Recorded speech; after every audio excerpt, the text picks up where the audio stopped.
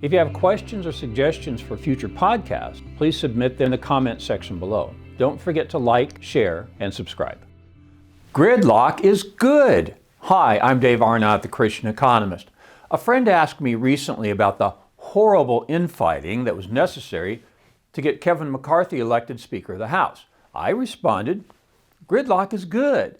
Now, as the process played out, every day Congressman McCarthy gave up more power to gain the election. That's what the founders had in mind. They did not want a powerful speaker, as Nancy Pelosi was. Power is an economic good. The more of it that's concentrated in the hands of the speaker, the less gets distributed throughout the House of Representatives. So we have a weak Speaker of the House, and that's good for governance and for economics. One of the best books on this topic is misnamed, but it makes this point very well. It's titled Cowards, and it was written by Glenn Beck. He makes the point that elected government officials are cowards for not standing up to the excessive spending that produces national debt.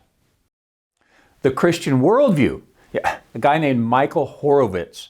He's an agnostic Jew who explains the Christian worldview very effectively in his book, Dark Agenda, The War to Destroy Christian America. He explains how the Founding Fathers understood the fallen nature of humans, and thus they designed a three-part competitive system with checks and balances. Now think about it. If you thought people were not fallen, you'd give them unlimited power. But they are fallen, so we don't give them power, or we shouldn't anyway. The Christian worldview has three elements: creation, fall, redemption. Economics is the study of the production and distribution of goods and services in a scarce environment. In the garden, we believe Adam and Eve had work to do, but there was abundance, not scarcity. Scarcity starts with the fall. That's where economics starts. Without the fall, there's no economics. And then the third element in the Christian worldview is redemption. In economics, we believe God calls us to redeem resources to their original creational intent to serve our neighbors. Now, in our current day, it's very obvious that our economic system is out of whack and headed for a debt cliff. Why? Well, the government has denied the fallen nature. Here's a side note. I'm writing a podcast on the subject of how the Democrat Party denies the fallen nature, which we'll unpack more on that subject, but I'll concentrate only on spending today. Okay, fiscal policy has two elements: taxing and spending. The experience of the Democrats controlling Congress, the Senate, and the presidency over the last 2 years has shown us what happens when there is agreement and a lack of gridlock. Now, I unpack more details in my podcast number 146, titled Power Corrupts. Okay, I presented the Christian worldview because I'm the Christian Economist, but the Jewish worldview also encourages free debate. The word Israel means to argue with God. And disagreement is at the core of Jewish culture. National debt limits freedom. The obnoxious spending of the Biden administration, when the Democrats controlled both houses of legislature and the presidency, should be ample evidence of why the founders designed a system of checks and balances. They wanted gridlock in Washington. You do also, if you believe in the fallen nature. The U.S. debt clock shows the federal government is taking in about $4.6 trillion and spending north of $6 trillion. Yeah, that should be ample evidence that gridlock is good. As I pointed out earlier, over the last 2 years, Democrats have used their kingly power over government to increase debt from $25.5 trillion to $31.5 trillion. Okay. You will be poorer every day for the rest of your life because of this outrageous and unbiblical spending. It's a violation of the Eighth Commandment because it's stealing. And don't get me started about the power of the presidency. The founders had just fought a war to throw off the power of a king. They would be aghast at the power of the U.S. president today. A Wall Street Journal article recently was titled, "How Much Washington Really Owes? $100 Trillion." The subtitle of the article is, "Unfunded Entitlements are more than twice as large as the official national debt." Now, the problem is growing. That's what happens when there is an absence of gridlock. Doing nothing grants freedom. Doris Kearns Goodwin ranks U.S. presidents on how much they do. I rank them on how little they do. Okay, before watching the Netflix series titled The Crown, I didn't know nor care much about the British monarchy. I still think it's quite an unbiblical idea. Look at the Old Testament story where the people called for a king. That didn't work out very well, now did it? That's because the monarchy is a redistribution of power from the people to the king.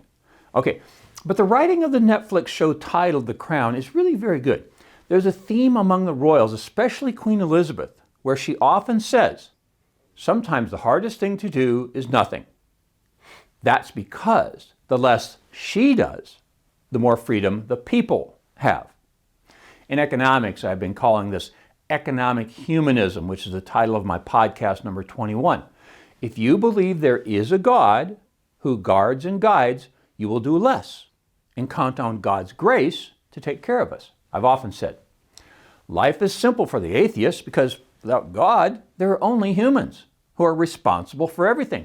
But if you believe in a relational God, you have to decide how much we do and how much we rely on God to do. Now, that requires some thinking and analysis and some prayer that atheists don't have to consider. Levels of analysis. So often, the best comments are after the camera's turned off. Actually, I was on the old CBS program 48 Hours many years ago. They sent a camera crew to Dallas Baptist University campus to interview me about my book, Corporate Cults, because I was one of the few people who criticized Southwest Airlines. Now, the interview went pretty well. Then I was visiting casually with the producer, and he said, "Hey, if we turn the camera back on, would you say it again?" Well, I agreed, and that's how I appeared on the program. Now, more recently, it happened again. It was after the fireside chat with Dennis Prager. I had prepared some comments about socialism in the kibbutz of Israel, because being a Jew, I knew he was well aware of the kibbutz. But I didn't find a place to mention it during the filming, so afterward I mentioned in the kibbutz, people didn't own their own underwear. Now, think about it. You only need one pair. And if socialism lives up to its promise, from each according to his ability, to each according to his need, why would you get more than one? You only need one. So I mentioned that to Dennis Prager, then made the observation that Ginger and I are perfect socialists in our marriage. Her money's my money is her money. So Dennis asked, do you and Ginger share underwear? Okay. All right, first, economics is not very funny, and maybe you had to be there to enjoy the humor. But don't miss the point. Let's just consider a few levels here to make it simple. Now, on the innermost circle, you have the individual, then the family, followed by the city, state, and nation. Now, in this simple analysis, the point is, the biblical view is that we should be more socialist at the core of the circle and more free market capitalist as we move further out. Okay, I don't have time to do all the explanation today, but I think the misunderstanding of the Christian socialist is that she believes the Bible tells us to be socialist on all levels, while the Christian free market capitalists believe we should be more socialist at the middle and more free market capitalist as we proceed to the outer circles. All right, again, don't miss the point about power versus freedom. Government must use power to redistribute goods and services. Subsidiarity. Catholic social teaching calls it subsidiarity. It means that decisions should be made as close to home as possible. G.K. Chesterton explains his economic ideas in the book titled The Hound of Distributism.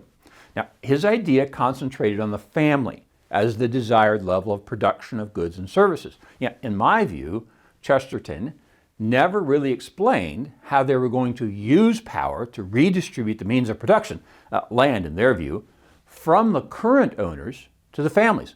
Nor did they explain how they would prevent families from selling their land to others in a market. I'm citing that idea of distributism today just to make the point that the distributist idea would first have to remove freedom from the folks they took the land from. And they would have to take away the family's freedom to sell the land. The land is no longer an important element of economic production in the 21st century. is pointed out in my podcast number 156 titled Digital Marxism. That's even more evidence in support of the freedom of the free market capitalist system. People are free to pursue economic means without intervention from powerful government forces. Gridlock is good at the national level. That's why more political and economic decisions should be made at the state and local level. The Bible calls for even more decisions at the family and the church level. Okay, the government has no money. It must take before it can give. The church and family can give without taking.